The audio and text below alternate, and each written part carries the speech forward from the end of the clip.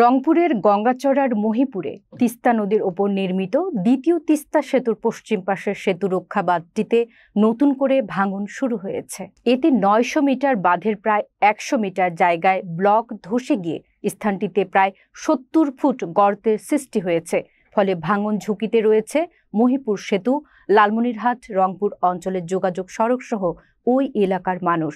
এলাকাবাসী বলছে, দ্রুত ভাঙন রোধ করা না গেলে সেতু, সড়ক ও বাড়িঘরের ব্যাপক ক্ষতি হবে। লক্ষ্মীটারি ইউপি চেয়ারম্যান আব্দুল্লাহ আল হাদি জানান, এর আগে তিস্তায় পানি বৃদ্ধিতে সেতু রক্ষা বাঁধের ব্লক ধসে যায়। সে সময় এলজিইডি বিভাগের লোকজন পরিদর্শন করেন, কিন্তু ভাঙন রোধে পর্যাপ্ত ব্যবস্থা নেয়নি, যার ফলে এখন ব্লক ধসে গিয়ে মাটি ভেঙে যাচ্ছে।